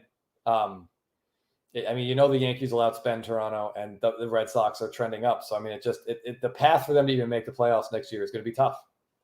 But you can rebuild and get a couple huge pieces that can be ready to help you in 2 years. But it stinks when you think of all the talent that was up there. Well, and just the disappointment too. They had a guy like Nate Pearson, who people kind of thought would be like a Strider or Skeens type, throwing absolute gas, and he just completely flamed out. Yeah, so, and look at Alek Manoah.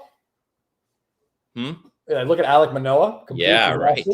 Cy Young guy. Thought he'd be a perennial Cy Young contender. And what happened to Ricky Tiedemann? I mean, he was like one of the most exciting lefties in the minor leagues last year. I know leading up to this year, he had a good spring training, I think. What is he doing now? I don't know. Yeah, I'm sorry. I'm sorry, Canadians of the hobby. I don't mean to. So, Chris, do you wanna say who you're expecting to have a big second half? Okay, well, Guerrero was my first guy. I think he's gonna, I think he's just gonna he's gonna take off at this point. Like he appears to have made that adjustment, and maybe it took nothing more than me saying, "I'm out." By the way, Jeff, I traded him in that other league, not the one you and I are in, but preseason.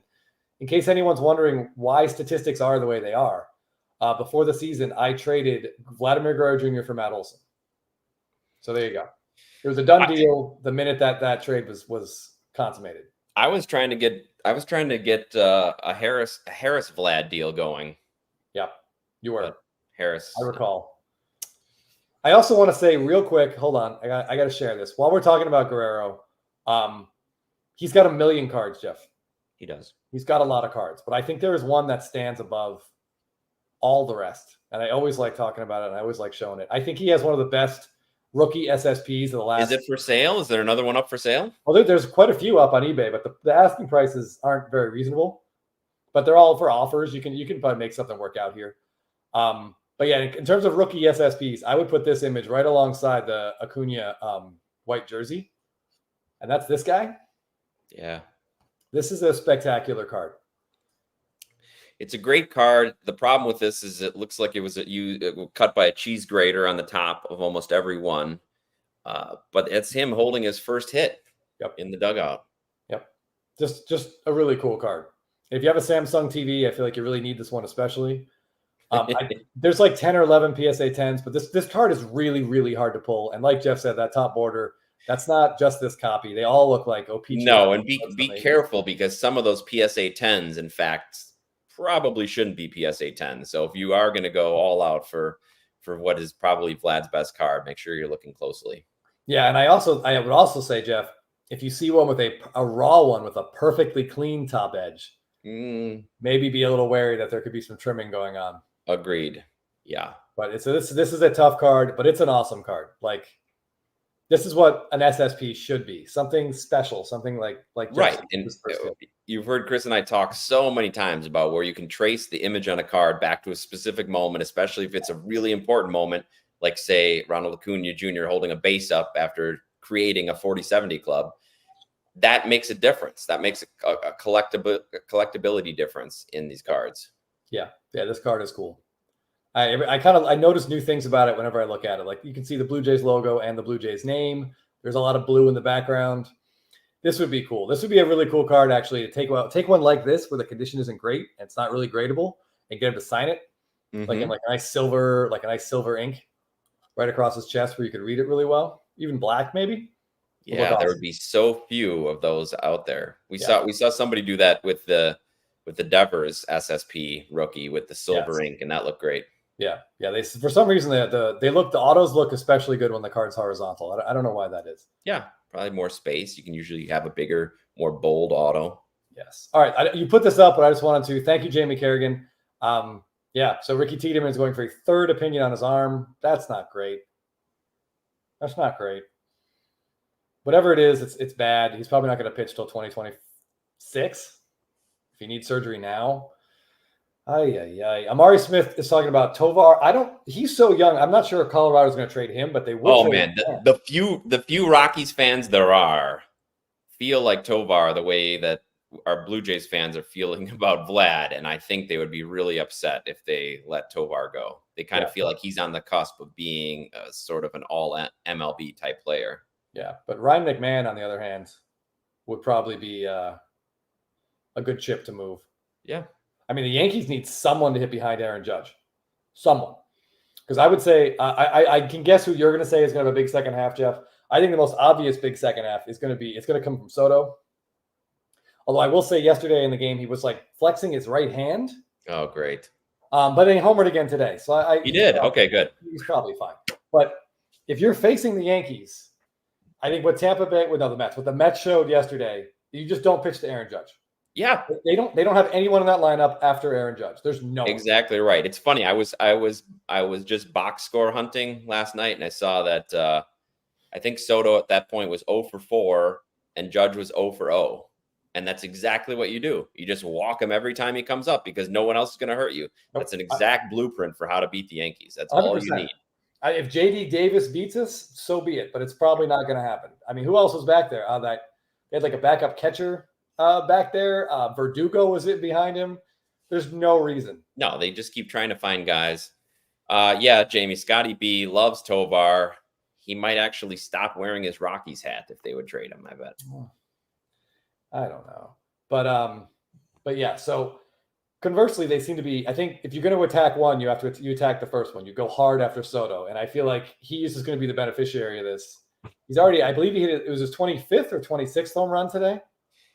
I think we're looking at a career high this year. Yep. He had 35 last year. It's hard to imagine he doesn't blow past that this year. I know. I wonder what our friend Bill, what Ephus Pitch thinks, who has long compared Juan Soto to Edgar Martinez, who wasn't even a regular in baseball until he was 27. And Soto is going to be in the prime of his career with a lot of counting stats built up by the time he's 27. Yeah, he sure is. But yeah, I think his second half, it's going to be great. And yeah, I don't know.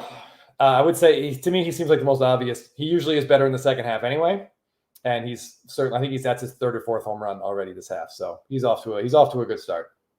What's going to be interesting, Chris, and this has come up in a few videos that I've seen, I believe maybe even Scotty B's last video, but you've got these essentially 4 studs in the American League with outrageous wars already. You've got Bobby Witt, you've got Gunnar, you've got Soto, and you've got Judge, who are all over 6 WAR. So we could potentially be looking at multiple 9 WAR seasons from the American League, which would be crazy. I mean, it just is. It shows it's kind of like I don't know, maybe a new guard taking over, especially with those shortstops. Yeah, it will be really interesting, Jeff, if we have 2 9 WAR seasons on the same team and that team finishes at like 500. Yeah. Then the GM has to be fired on the spot, right? You just immediately fired. Like, how many times could you or have you said that over the last decade? I don't understand. Brian Cashman must have photos of Hal. I'm sorry. Yeah. Must have photos of Hal Steinbrenner. Must. It's outrageous. It's the worst. Outrageous. It's one of the worst, like one of the greatest decades of general manager incompetence we've ever seen. And he's not going anywhere. No. So yeah, Gleyber did homer, and the one he hit today, one ballpark, that's a home run in. Luckily, he was playing in it. First row. Oh no, it was. Oh yeah, that was a pretty good one. Right down the line. It was like a little bit, I don't know, a little bit in the gap, but the gap's like 355, I think. I mean, come on. Yeah. But hey, it still counts. It's over the fence. Wills, I want to address this because I agree completely. We talked a lot about this on the last Spitball and Cards. That's why I prefer Baseball Reference WAR to Fangraphs WAR. I think Baseball Reference does a pretty good job of weighting shortstop, but Fangraphs completely blows up the shortstop defensive metrics. So that's why you've got like top 5 guys like Elly De La Cruz and Francisco Lindor, even though especially Elly leads the league in errors. He's not been ideal there. He's got a great arm, of course, but he gets that huge shortstop bump. So that's one reason that I do prefer the Baseball Reference WAR over Fangraphs. I think they just weigh shortstops way too heavily. That's a great point. Casual Fanatic, Jeff, do you have an potential answer for this question? He asks, who's the under the radar target that blows up after they're traded the next couple of weeks? And that's a great question because there will be at least 1 or 2, right? Yeah. I would say someone like McMahon is possible because he makes sense for the Yankees. Because I don't know who's playing shortstop for the Yankees. DJ LeMahieu, who I don't think DJ LeMahieu has an extra base hit in the last like 6 weeks. So, I mean, he would be a huge upgrade there. It wouldn't cost him very much. Trying to think. Yeah, and I thought coming into this season, there'd be a couple Brewers that would be on this list, like Devin Williams, Willie Adames going to a contender, blowing the doors off for 8 weeks, helping him get in. But I don't think the Brewers are going to look to move too many people. So I don't know. We got a couple of votes. Oh, Volpe. Volpe is playing shortstop. Yeah. Playing shortstop. I meant, did I say shortstop? I meant third base. I'm sorry. Who plays third base for the Yankees? If I said shortstop, that's my bad. I think LeMahieu plays third for them a lot. Right? And Volpe plays short. Right? Yeah, because Volpe is really good at short. And their second baseman's Torres. He's probably not going anywhere. So Thorson's throwing Matt Wallner or Alex Kirilloff. Are they Twins going to be in movement mode? I mean, right now they hold a wild card spot, but there was a report saying that they're not going to be able to add a ton of payroll unless they can shed some payroll. But I mean, they got pretty good roster right there. Buxton can just stay on the field, and Correa can get over that. I know we both know, Jeff, plantar fasciitis stinks. Yeah, I'm not. And he was really starting to play well again too. He was looking like he could put together another good season, but yeah, that's nothing to mess with. Yeah, I would love to see Lewis Robert. Dave Dixon says, go to a contender and get some real national exposure, and then stay on the field. Just be able to play through October. Yep. That's a good choice. I see Amari Smith is throwing Jazz Chisholm's name. He's another guy who's electric when he's on the field. He's always a threat for a 30-30 type. Yeah, a lot of potential there. I've seen some rumors that some potential trade partners are worried about his clubhouse fit. I know he got an interesting personality. Yeah, for better for worse. I could see that. I like someone like Jake Berger on the Marlins. I think he's the third baseman. He's back. He was kind of a late round sleeper target for a lot of people. Since he came off the DL, he's been hitting pretty well. That's a guy you could plug in at third base for a contending team and maybe get some DH at bats. And Lou Bob to Philly. This is a good question here. Well, Jamie, whenever you have the phrase, whenever you see the word overpay, your first thought has to be the Dodgers, right? Right. And they could use it. You see that they let Paxton go? He was like their only, for a while, their only healthy opening day rotation member, and they let him go. Yeah, I was surprised. I thought maybe there was an incident, but then I looked at his numbers and we're like, oh, so he's just been bad. And they were like, the hell with it. We just don't want to deal with this. Yeah. Letting the young guys pitch. Yeah. Is Mason Wynn really close to 6 WAR? I've got him on one of my fantasy teams. I don't know. I know he plays shortstop, so he's getting a huge boost. Maybe he hasn't been quite as great offensively as he was for a while, but with that shortstop boost, I don't know. I mean, Skeens lost his first game in his 12th start. That's pretty impressive for a rookie. And he lost it in the 9th inning. Yeah. Which was great. MLB Network on their quick pitch showed the fan reaction when he came out in the top of the 9th inning was like a huge roar, standing ovation. Like his pitch count was well under control. So that was great to see. I'm excited about that guy. I wish I had any stock in him, but I don't. Nothing. I'm not going to get any anytime soon. No, you just he came priced so high because he didn't have a lot of cards because he was one of those college players. So he's not like a guy who had cards from when he was 17 or 18. Yeah. I don't have him in fantasy anywhere either because he was gone. Like, prospect last place teams were hoarding him. All right, this is an interesting name here. That Steven says is Bellinger. Because he has that really weird contract, right? He's like, if he can opt out after this year or after next year if he wants, or he could just stay and play through his deals. Last night, is he playing now or is he hurt? The fact that I don't even know is not a great indicator of how well he's been playing. He's playing. Okay. I don't know how well though. But yeah, he seems like a veteran guy, and the good thing is he's pretty flexible on defense. So you could plug him in. You need first baseman. Yes, he can play really good defense. Interfield. No, he's currently on the IL. Okay, Steven says he's hurt, but back any day. Okay. Yeah, his fantasy flag says could return on road trip with no punctuation and interesting. All right, fractured middle finger. So yeah, that'll be interesting. What they do with him, because I thought the Cubs would be better this year than they are. Yeah, so did Craig Counsell. Yeah. Sorry. Yeah, that is kind of nice, right? That he fled the fled Yeah. might be a strong word, but he fled the Brewers, and the Brewers are 10, 11 games over the Cubs now, which is nice. Oh yeah. Oh yeah. And Counsell gets booed every time he comes back, which is great. As he should. Yeah, they should look to move Bellinger. That lefty bat, I mean, he'd be really interesting in Yankee Stadium. He can play both positions the Yankees probably need someone to play. Right. And you don't think it wouldn't cost a lot of prospect capital to get those 2 guaranteed years off the Cubs books. Yes, if you're going to take on that contract. Yeah, that would be that. So that's interesting. That would make sense. Now, yeah. Robert would look great in a Red Sox uniform, but they do need some right-handed bats for sure. I just can't imagine them trading too much for him. I don't know what's Robert's contract. I don't think it's outrageous. So yeah, I don't know. I'm not sure. You'd probably need to send some good stuff back to Chicago, and I don't know if Boston's willing to do that, especially for this year. Yeah, yeah. I mean, they're kind of surprise contenders, and pitching is what they need. I would think more than hitting. Yeah, they definitely need some arms. That Giolito contract is not paying dividends. Adaldis, I got to be honest with you. Unless Colorado eats every cent of that contract, Chris Bryant, no team is taking Chris Bryant. Yeah, well, he's got to have more than $50 million left on that deal. So yeah, if you're only getting $50 million, was it 7 and 180 or was it 8 and 180?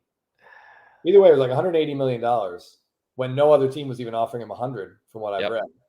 That's classic Colorado all season for you. Okay. So Soto we talked about. Another guy that Jeff and I like and who seems primed for a big second half and is already, I think he homered the first 2 games of the second half, is Yordan Alvarez of the Astros. I feel like Jeff and I have always just been waiting for this explosion to happen. And then it gets really close and then he hurts his calf, or his oblique one year. But he's looked pretty locked in so far in the second half. Small sample size, but it is, yeah. And I think the first half of the season, my World Series pick of Houston was not looking too good. They were just in disarray, but that division's not great, and they're back on top of the division. So I feel like Jordan's going to have some important games to play over the last 3 months. And if we could just get I know he's missed some games already this year, but if he could get 145 games in, is that still possible for him? I don't think he's missed any significant time this year. I know he's just been days here and there, but it's just we've been wanting to see what he can do with a full season. So I'm just hoping for that because he is one of the most fun hitters to watch in the box. Oh, yeah. When he gets locked in like he has in the playoffs a couple of times, it can be downright terrifying. Yeah. Okay, Cardaholic, I got to be honest here. Trout is no longer a tradable asset. If they had any chance to move him, it would have had to be like in April of this year before he got hurt. Like there's no way now. Yeah. No way. If you go anywhere, it would have to be the Phillies. Like he's not. No one's splitting time with Ohtani. We're showing Ohtani at DH. No, and he'd have to go to the Phillies, and the Angels would have to pay his whole contract. Yeah. Yep. Dansby, I see some Jason Hayward bashing in here. There's a lot of Swanson trash talk in the chat. Yes, there's a lot of comparisons. Swanson and Hayward. The Cubs get ridiculous money. Yeah, right? I will forever love Dansby Swanson. He can do no wrong in my book. Someone offered him stupid money and he took it. I got no ill will. He did exactly what any of us would do. But they don't win the World Series without him. That kid was an absolute stud on defense. That whole postseason, he had a couple of huge home runs against the Astros. I love Dansby Swanson. And in his defense, it seemed like the Cubs were willing to spend money. They were looking like they're going to try to be a contender. So he was going to go and hopefully get more October play. And in the Cubs' defense, it looked like Swanson was going to continue to be able to hit. Right. So both sides are disappointing each other. Hey, oh yeah. Yeah, I saw someone in the comment, I forget who it was, so they invested a lot in, where was it? Oh, in Hayward, Doc's cards. Sorry, buddy. Man, he came up. He was so exciting. Homered in his first at-bat off Zambrano. Oh, man, he was really fun. And his defense, he was all over the place. That arm, yeah. But I've never seen a more automatic out in the postseason ever than he was with that Cubs run when they won the World Series.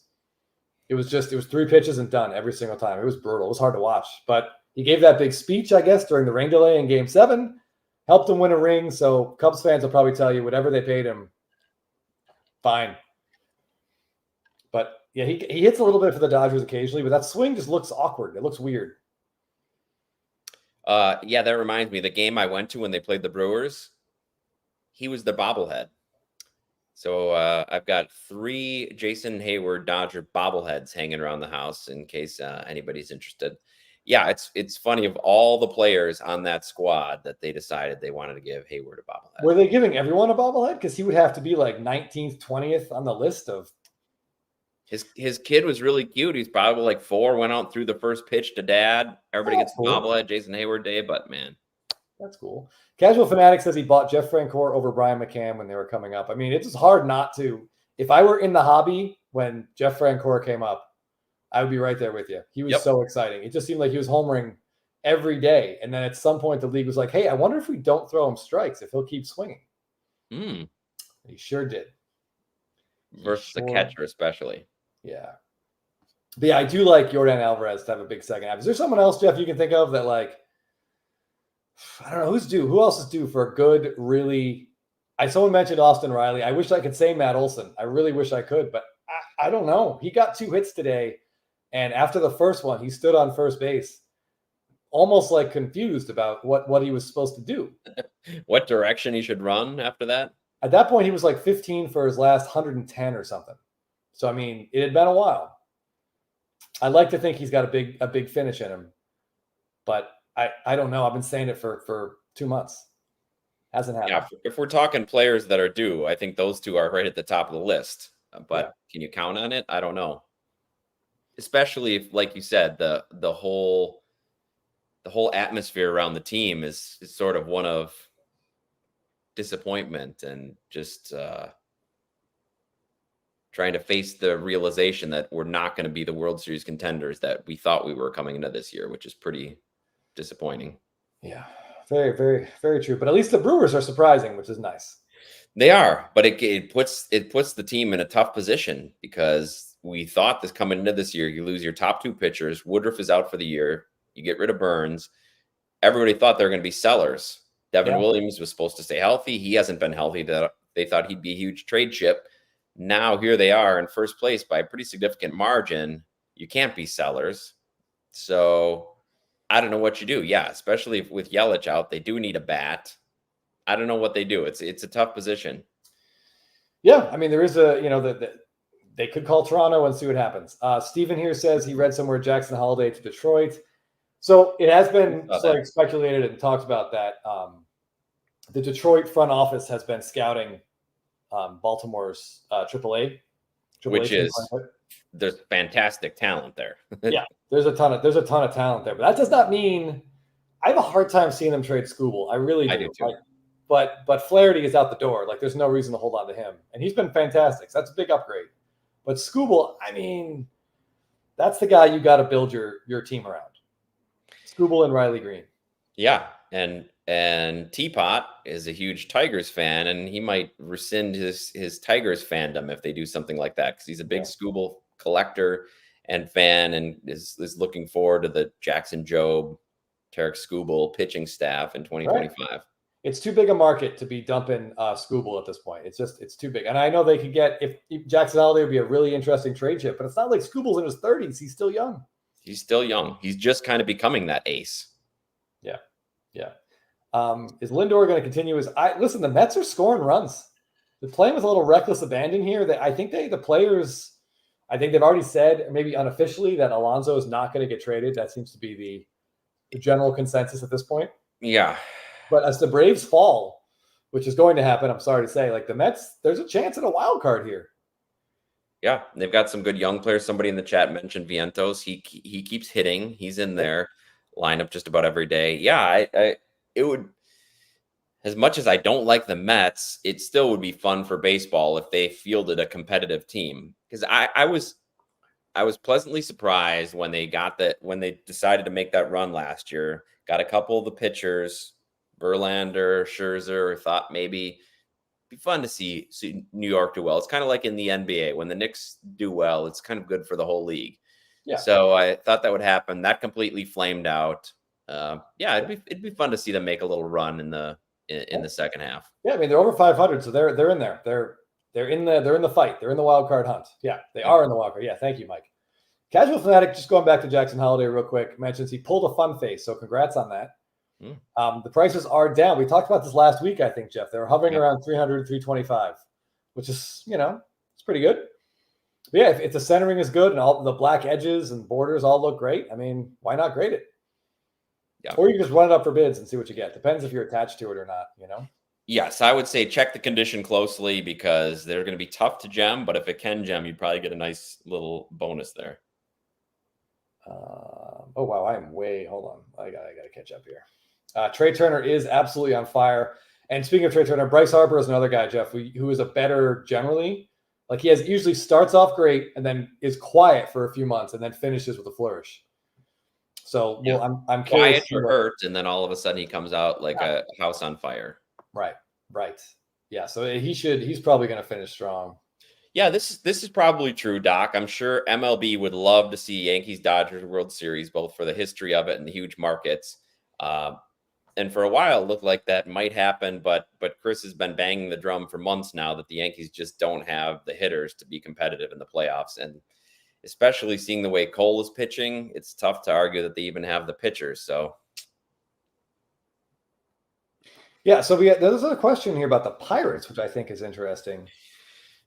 Jamie asked, do we think the Pirates should make a splash? I just looked at the standings while Jeff, while you were talking. They are one game out of the wild card right now. Wow. The Braves are only +2. That's insane. They were like +9 or something. Maybe, I don't know, 2 or 3 weeks ago. But yeah, so the Pirates are in there. They are. And what we talked about before is if you get into the playoffs, anything can happen. So nobody thought the Pirates window would be open now, but the fact that it is makes you think they maybe should go and try to do something. What can they do? I don't know for sure. What if Jared Jones? If Jared Jones comes back? And he's healthy. He can pitch the way he did in April and May. I mean, then we've got Skeens and Jones at the top of that rotation. No one would want to face that. No, if Jones can throw like he did the first 2 months, yes, you're right. Nobody would want to face him. Yeah. And they've got a pretty fun collection of old guys in their lineup and young guys. You've got McCutchen, you got Rowdy playing a lot now, and then you got some young guys too. I know Reynolds got taken out last night. I don't know. I haven't seen his status. So hopefully he's back soon. Yeah. I mean, O'Neal Cruz can be fantastic. Yeah. It'd be fun to see a team like that try to do something. I don't something know. Like that. Sure. Something like that, because he's under control for a couple more years, I think. Or this. Yeah. Get a little. I don't know how good Chisholm really is. He's exciting, like you said, but I don't know. A lot of highs and a lot of lows. Yeah. But he seems like the guy. Chisholm seems like a guy kind of like when the Brewers got Niger Morgan, who had previously been like talked about as a clubhouse cancer. He's not good around. But for a playoff run, he was great. He was leading the charge. His energy was infectious. So I could see something like that happening with Chisholm. Maybe not for a long term, but this couple months, anything can happen. Yeah, the Marlins are really bad. So if they get a call on pretty much anybody, they should probably answer the phone and send that person out of town. Deep, an unrelated question. Our favorite non-rookies to collect. I mean, listen, I love to collect reds, but you don't see them very often. Those are tough. We do like golds and we do like blacks. Yeah. Out of flagship. Gold out of chrome, black out of paper. Yep. Or if you can find the player that you like getting a super short print, that's always fun, even if it's not their rookie. Absolutely. Yeah. SSPs of the stars are always fun to chase down and see what the images are. LaRuffa here with a name that I haven't even thought about in a while. I mean, he's got to be coming back. It's so weird when they get these young guys with back injuries and that you don't hear like specifically what it is. But man, this is a potential buy low candidate. If you believe in him, he did in the playoffs last year. was incredible. He was a rookie hitting third in the World Series for the team that won. I mean, that's amazing. Yeah, everybody kind of coming into this year, they thought, well, Evan Carter, Josh Young, and Wyatt Langford, they're going to be the talk of the town. It hasn't really turned out that way. It has not. Unfortunately, that Texas team hasn't been great. And they're a potential seller. Although they're also DeGrom supposedly, I don't know, September maybe, and then 120 innings next year. We'll see. He'll throw four starts this year. I like what Mike says here. Skeens has 50 innings pitched. They say, I said, let him throw 220 innings. That's another factor too, because if they are going to try to make a run, do they slow him down now? Because they can't trot him out there for 180 innings. I don't know. I'm just so glad, Jeff, that we don't have to make these decisions. Agreed. I love that they let him pitch. I love that he went into the 9th inning last game. Yeah. Dave, yes, the SSPs are, I think, our favorite thing to hunt for. We love to see what the images are when the sets come out. And then if the images are great, we try to get the cards. If the images stink, like Freeman's golden mirror this year, we just move on. So Young's back in 2 weeks. I mean, maybe the Rangers are, instead of making moves, they just get these injured guys back like DeGrom. And maybe they sometimes that's just as good as making a deal, Jeff, at the deadline. Yeah, Dodgers are going to get Mookie back. Kershaw pitches tomorrow. That should be really, really interesting. Yes, hopefully he holds up, and then he's probably going to throw a bunch of really good starts, and then in the playoffs. Let's just hope he's healthy. Let's hope he's healthy. He gives us something good to think about. I hate the idea that his legacy will just be, tainted by some poor playoff outings. Yeah, you'd like to see him get a chance to redeem himself a little bit in the postseason. Yeah. That would be nice. Yeah. I mean, some of those, they're bad, but I mean, some of those, he was out there in like the 7th inning, and giving up 4 runs in the 7th inning. It's hard to believe that was happening in a playoff game, but Dave Roberts gets some of the blame for that. But yeah, I mean, he hasn't had the big moments that we want out of our. Anyway, it's been an hour and 45 minutes, Jeff, on this fun Wednesday night. I'm due some chicken chunks. I'm going to be honest. Yes, I can only imagine. I appreciate everybody joining us on short notice for this Wednesday night. If anybody is at the National, I hope it's great. I'm excited to see some of the stuff that comes out of there. I know people are looking for a lot of certain cards, and apparently the National's the place to find them, or that's what I keep hearing. Yeah, I'm curious. Yeah, I always kind of look forward to the couple days after the National. People start posting the stuff that they. So Instagram should be fun. And speaking of Instagram, next week, what do we have, Chris, for Thursday? Oh, that's right. Next week is Thursday is August 1st. So that means it's SSP Thursday, baby. Yes. Prep those SSP posts. Let's see what you got. Hopefully everyone picked up something new in the last 4 weeks. Yeah, I saw some talk in the comments already about, I think there was a Bobby Witt mention. So I'm excited to see the SSP. So that's next Thursday. And then we will have a show Thursday night talking about a lot of those that are out there. So if you're at the National, have fun. Let us know how it's going in the comments. Anything else you want to say, Chris? Yeah, hopefully next week we'll also talk about how the guys we said are primed for second halves are now on the IL. That'll be a fun conversation to have. We'll see how quick the jinx comes in. Yeah. Let's hope it at least lasts 4 or 5 days without it. But yeah, I'm excited to see everyone's new SSPs. Yeah, enjoy your weekend. Call your parents. Yes, call your parents. Enjoy the weekend. Mike, thanks for tuning in. Be nice. Thanks everybody for joining. We'll see you next week. Yeah. Cheers.